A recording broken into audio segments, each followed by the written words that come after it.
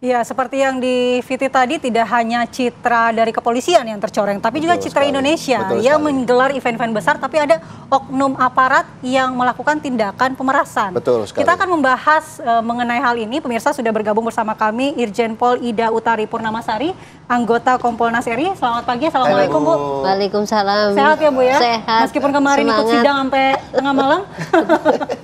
Baik, kemudian juga via Zoom sudah bergabung Pak Bambang Rukminto, pengamat kepolisian. Selamat pagi, assalamualaikum Pak Bambang. Pagi, waalaikumsalam warahmatullahi wabarakatuh. Pagi Wida. Selamat pagi Pak Bambang, sehat selalu, selamat tahun baru. Iya, mungkin kita ke Pak Bambang terlebih dahulu. Bagaimana Anda memandang langkah institusi Polri yang langsung melakukan pemecatan terhadap oknum di Res Narkoba Polda Metro Jaya ini, Pak?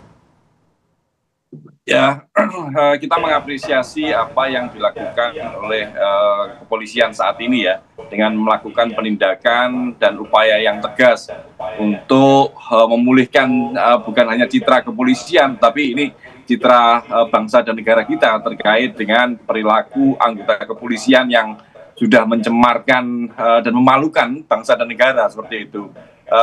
Kemarin sudah ada upaya untuk memberikan sanksi PTDH pada 2 oknum di kepolisian, tapi ini proses ini tentu tidak berhenti di itu saja, harus dikejar dan harus didorong pada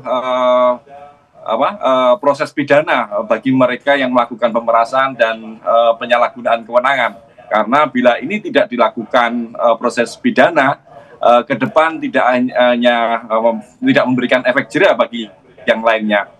Makanya kepolisian memang harus konsisten dalam melakukan penegakan aturan di internalnya, bukan permisif dengan melindungi anggotanya hanya sekedar dengan melakukan sidang kode etik atau mutasi yang sebenarnya itu adalah hal yang biasa, karena mutasi-mutasi saja tanpa ada pertanggungjawaban dari personil yang melakukan pelanggaran ini hanya dilihat sebagai upaya membangun citra, tapi sebenarnya tidak ada substansi apapun untuk membangun kultur kepolisian yang lebih baik, seperti itu.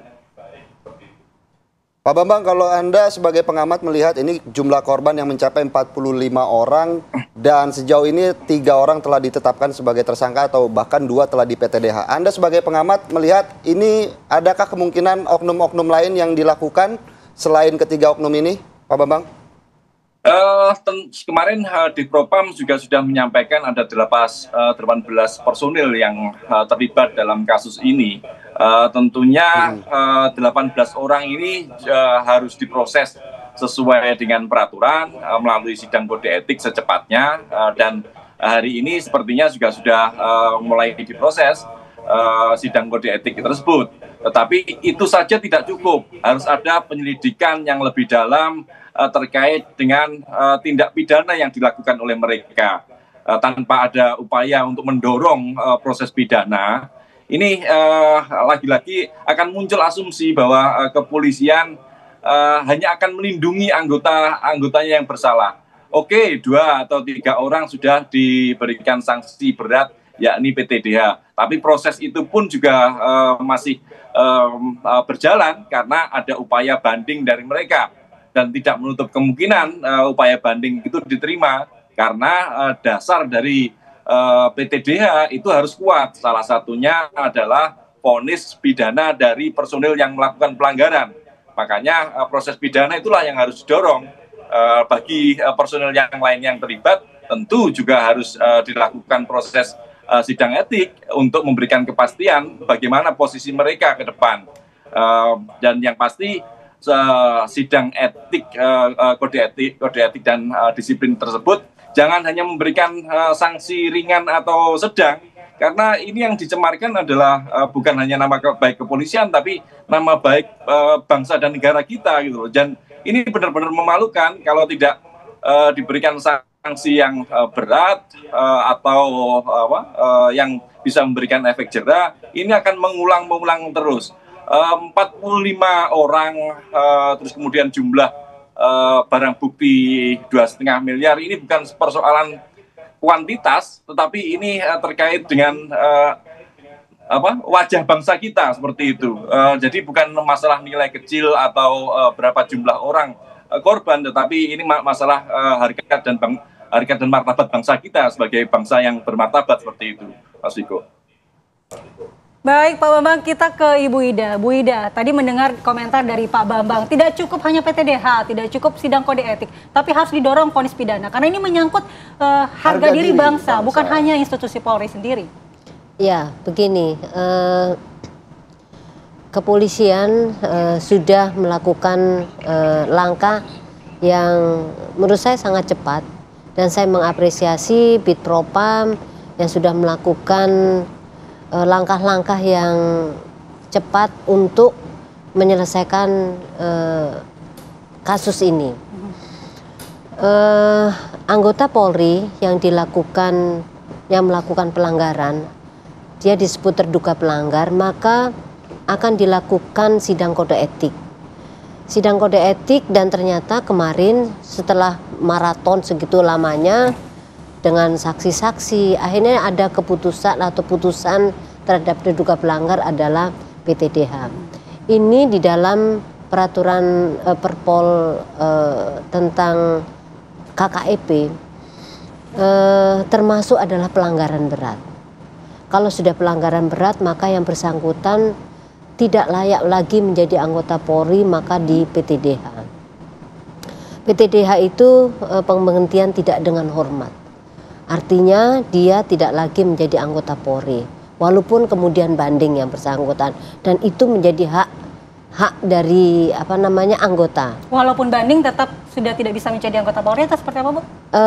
Pada saat dia melakukan banding, maka yang bersangkutan harus memberikan argumentasi ada hal-hal apa yang meringankan dia, sehingga mungkin ada putusan yang berbeda, atau memang dari pihak Propam meyakini bahwa yang bersangkutan memang sudah tidak layak lagi menjadi anggota Polri. Jadi kemungkinannya memang ada dua, yang bersangkutan tetap bandingnya tidak dikabulkan atau ditolak, atau diterima dengan hukuman yang lain. Yang namanya hukuman berat itu atau pelanggaran berat itu bisa sampai demosi maksimal 10 tahun. Artinya dia diturunkan jabatannya, kemudian dia tidak mendapatkan jabatan sampai maksimal 10 tahun yang bersangkutan. Dan bagi sebenarnya untuk para perwira dengan pangkat kombes, dengan pangkat perwira, pama, pamen, pelanggaran berat ini sudah sangat memberikan efek jera kepada mereka. Bu, pelanggaran berat itu apakah memang dikategorikan pelanggaran dengan kesalahan yang terorganisir, atau memang sudah direncanakan, atau seperti apa, Bu? Ya, dari beberapa fakta persidangan, ini kan semuanya terserah kepada Komisi Kode Etik. Kami hanya pada saat itu sebagai pengawas eksternal Kompolnas, kami sifatnya pasif, jadi melihat apakah proses selama persidangan itu berjalan dengan baik, satu, berjalan dengan transparan, dan sesuai dengan tidak ada rekayasa di dalamnya. Jadi kami seperti itu, tugas kami mengawasi seperti itu. Kemudian pelanggaran berat itu apa kriterianya? Ketua komisi yang menentukan bahwa ini memang masuk golongan berat. Nah, kalau sudah menyangkut pelanggaran terhadap etika kelembagaan, etika pribadinya, etika profesinya, dan etika negara ini, maka mungkin kalau sudah masuk semuanya di dalamnya, kemungkinan ini adalah pelanggaran berat. Jadi seperti itu. Bu Ida, ini kan yang menjadi pertanyaan besar di kasus ini adalah bagaimana sampai pimpinan tertinggi atau oknum direktur dari reserse narkoba ini terlibat. Apa peran dia sebenarnya? Kami tidak bisa menyampaikan di dalam forum ini bagaimana perannya dia. Tapi yang jelas sebagai pimpinan, sebagaimana diamanatkan di dalam peraturan Perpol tentang kode etik itu, bahwa pimpinan itu adalah satu, dia mengarahkan, kemudian bertanggung jawab, kemudian mengawasi terhadap semua tugas pokok yang dilakukan oleh bawahannya. Nah, itu tugas dari seorang pemimpin atau direktur di situ adalah seperti itu. Pada saat ada kegiatan, tugas pokoknya apa, dia harus bertanggung jawab tugas pokoknya itu. Yang kedua, mengarahkannya, benar enggak nih yang kamu lakukan? Tidak benar enggak? Atau bagaimana? Yang terakhir, dia harus mengawasi apakah yang sudah diperintahkan itu sesuai dengan prosedur, sesuai dengan etika, sesuai dengan apa yang menjadi tujuan dari operasi itu, apakah sudah sesuai. Kalau dia tidak melaksanakan itu, ya mungkin pertimbangan dari ketua komisi bahwa ini termasuk di dalamnya pelanggaran. Meskipun pimpinan sendiri terindikasi atau tidaknya ikut ambil bagian dalam kasus ini ya Bu Ida ya. Sesaat lagi jawabannya Bu, setelah di Apa Kabar Indonesia Pagi kembali sesaat lagi. Terima kasih Anda masih menyaksikan Apa Kabar Indonesia Pagi. Sebelum ke Pak Bambang, saya mau ke Bu Ida melanjutkan pertanyaan saya yang tadi Bu, bahwa seorang pemimpin dapat saja di PTDH meskipun dia terindikasi ikut ambil bagian ataupun tidak ikut ambil bagian dalam kasus ini Bu. Ya, logika berpikirnya adalah seorang pemimpin itu bertanggung jawab terhadap tugas pokoknya. Satu, dia juga bertanggung jawab terhadap anggotanya. Pada saat melakukan suatu kegiatan operasi atau kegiatan untuk melaksanakan tugas pokoknya, maka menjadi kewajiban pimpinan adalah satu, mengarahkan. Yang kedua adalah mengawasi. Dan yang terakhir adalah mengevaluasi apakah yang sudah dilaksanakan itu sesuai dengan prosedur, tidak menyalahi aturan, dan itu tidak menjadi kewenangan dia. Kalau kemudian dia lengah, kemudian dia tidak melakukan kewajibannya, ini dipertanyakan. Baik. Itu dipertanyakan. Kita ke Pak Bambang. Pak Bambang, tadi menanggapi apa yang disampaikan oleh Ibu Ida, bisa saja oknum di Res Narkoba ini tidak terlibat langsung, tetapi sebagai bagian dari pertanggungjawabannya sebagai pimpinan. Bagaimana menurut Anda?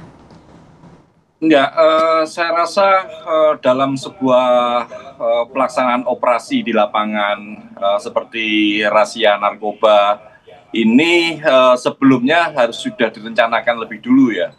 Dengan keterlibatan 18 oknum, ini artinya kan bukan dilakukan oleh oknum per oknum itu, tapi adalah kelompok dan tentunya ada perencanaan terlebih dulu gitu. Jadi memang pucuk pimpinan dalam satuan tersebut bisa saja tidak terjun di lapangan, tetapi sejak awal dia juga harus mengetahui dan terlibat dalam sebuah perencanaan operasi. Makanya sangat disayangkan, sangat naif lah bila kemudian Dir Narkoba ini tidak dikatakan terlibat dalam tindak pelanggaran ini seperti itu. Dan harus diketahui juga bahwa sebuah razia narkoba ini seharusnya kepada mereka yang terkena razia narkoba ini juga mereka memiliki hak-hak yang harus dihormati, bukan hanya serta-merta terjun di lapangan, aparat kepolisian terjun di lapangan kemudian melakukan razia seperti itu. Yang kita lihat kan seperti informasi yang kita dengar dan kita lihat kan seperti itu. Mereka Direktorat Narkoba ini terjun ke lapangan, kemudian melakukan pemeriksaan, kemudian menyita paspor WNA dari Malaysia ini, kemudian tidak mengembalikan, dan disitulah aksi pemerasan itu terjadi. Makanya sangat naif bila Dir Narkoba ini tidak terlibat. Upaya untuk memberikan sanksi berat yakni PTDH itu memang sudah sewajarnya, karena memang ada tanggung jawab besar yang dibebankan oleh kepolisian kepada Dir Narkoba. Dan ini saya rasa bukan hanya terjadi saat ini saja, tetapi ini sudah seringkali berulang. Hanya saja mengapa sekarang menjadi sorotan, karena warga negara asing ini berani speak up. Tetapi kalau ini yang melibatkan korban-korban di dalam negeri, sepertinya sangat susah untuk mereka speak up karena ada ketakutan untuk diproses karena mereka juga bisa saja dituduh melakukan tindak penyuapan kepada petugas seperti itu.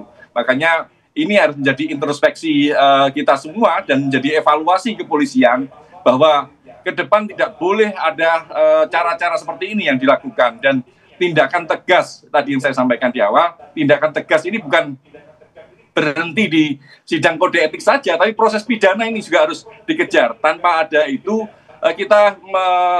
publik sudah seringkali melihat bagaimana demosi yang dilakukan di kepolisian ini ternyata tidak memberikan efek jera. Ada yang didemosi 5 tahun, kemudian dianulir menjadi 1 tahun, berikutnya bintangnya turun. Hal-hal seperti ini tentu menjadi dicermati dan dilihat oleh masyarakat. Makanya proses pidana itu harus dilakukan pada mereka yang terlibat dalam aksi pemerasan ini, seperti itu. Baik, terima kasih Mas Bambang. Kembali kita akan berbincang dengan Bu Ida. Bu Ida, kurangnya efek jera, apakah memang ini merupakan suatu suara hati dari masyarakat bahwa yang meminta hukuman tidak hanya PTDH namun juga dilakukan hukum pidana? Apakah hal itu memungkinkan, Bu? Iya, semuanya memungkinkan. Tetapi yang jelas saya sepakat bahwa harus ada efek jera. Dan saya menyampaikan ini kepada seluruh anggota Polri, ya.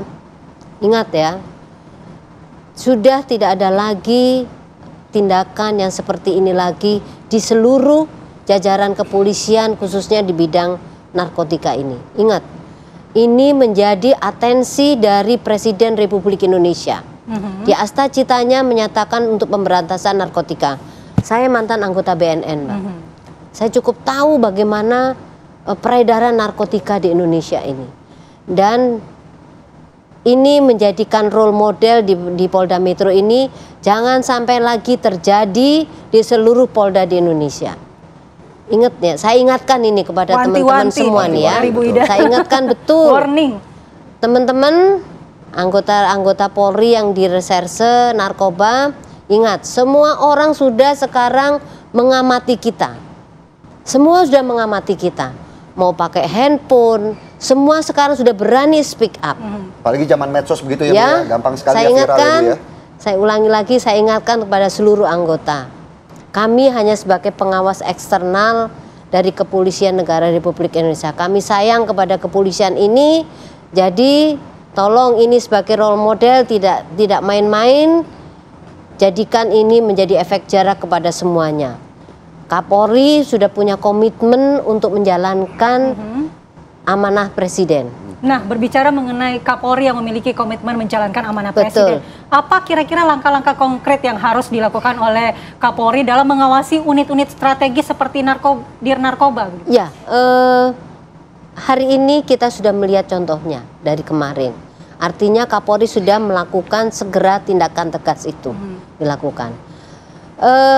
Sebenarnya anggota kita itu banyak yang baik, sangat banyak yang sangat baik.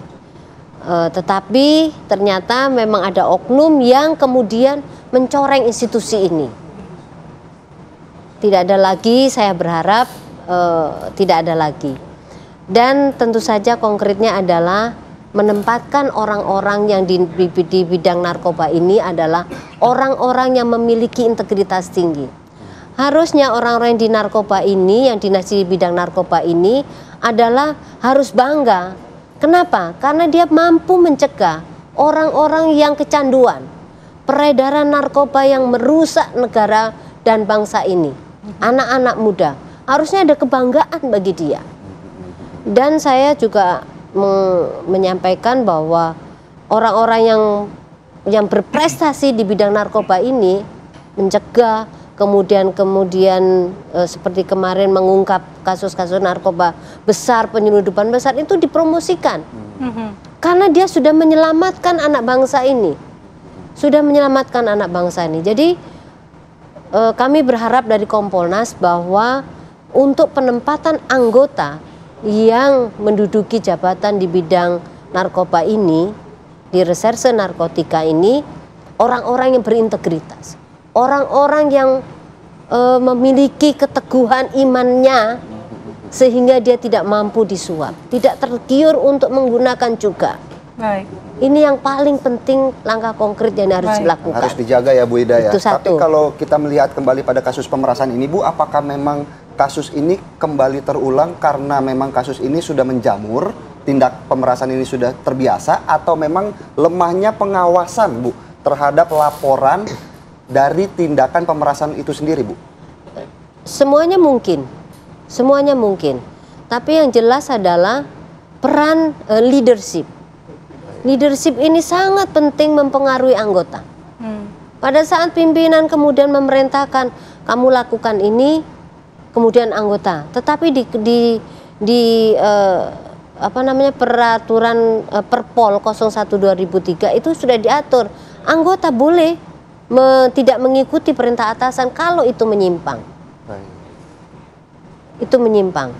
Jadi leadership sangat penting. Baik. Disitulah perannya sehingga anggota ini on the track. Kalau tidak on the track, ya pimpinan itu yang mengambil. Baik. Harus memang berintegritas ya Bu. Ya, Integritas saya yang Iya, sepakat. kita ke Pak Bambang. Pak Bambang, pertanyaan yang sama untuk Pak Bambang. Kira-kira langkah-langkah konkret apa yang bisa diambil oleh Kapolri dalam mengawasi unit-unit strategi seperti Direktorat Narkoba seperti ini, Pak? Ya, saya setuju apa yang disampaikan oleh Bu Ida ya. Ini terkait dengan leadership. Dalam leadership ini ada konsistensi terkait penegakan aturan.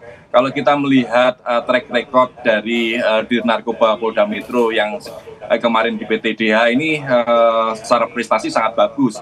Beberapa waktu yang lalu dalam jabatan sebelum-sebelumnya beliau juga sudah pernah mengungkap kejahatan narkoba. Tapi faktanya kan di balik prestasi itu ternyata ada ketidakjujuran, ada integritas yang masih minim seperti itu. Untuk memastikan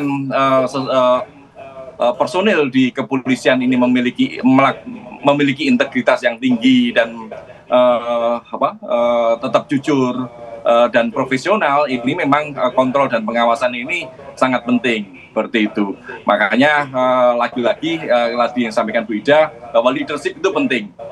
Kalau tidak ada konsistensi dalam penegakan aturan dengan pemberian PTDH bagi mereka yang melakukan pelanggaran atau proses pidana bagi mereka yang melakukan tindak pidana, ini lagi-lagi tidak akan memberikan efek jera.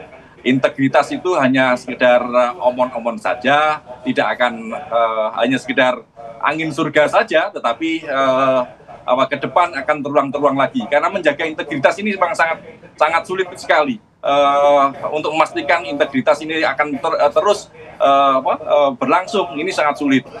Karena namanya manusia akan selalu berubah karena faktor lingkungan, faktor beban pekerjaan, dan yang lain-lain. Makanya memang lagi-lagi leadership ini penting dengan menjaga konsistensi dalam penegakan aturan. Harapannya memang memberikan efek jera bagi yang lainnya. Dan satu lagi, kalau kita melihat mengapa ini, saya meyakini bahwa kawan-kawan di kepolisian yang masih baik itu sangat banyak. Tetapi dengan kasus di narkoba ini menunjukkan bahwa kawan-kawan yang memiliki integritas yang masih baik ini tidak diberikan tempat untuk mengeksplor kompetensinya dan integritasnya seperti itu. Makanya yang diberikan tempat ke depan itu seharusnya bukan mereka yang sekedar asal bapak senang, asal memberikan setoran-setoran ke atas, tetapi mereka yang benar-benar memiliki kejujuran dan profesionalisme. Kalau itu bisa dilakukan, tentu citra kepolisian kita akan lebih baik ke depan. Seperti itu. Baik, terima kasih Pak Bambang Rukminto selaku pengamat kepolisian terkait tanggapannya ya begitu dengan kasus pemerasan yang terjadi di DWP 2024. Tentunya kita berharap semua kasus serupa tidak terulang. Ini menjadi yang terakhir. Betul. Apalagi dengan di PTDH-nya salah satu petinggi, ini bisa menjadi salah satu langkah cepat yang dilakukan oleh Kapolri untuk bersih-bersih dalam tubuh terima kasih Bu Ida. Terima kasih selalu. Bu Ida. Selamat tahun baru semuanya. Ya, semoga lebih baik. Pak Bambang. Terima kasih Pak Bambang. Terima kasih Selamat tahun baru Pak. via Zoom. Terima kasih. Dan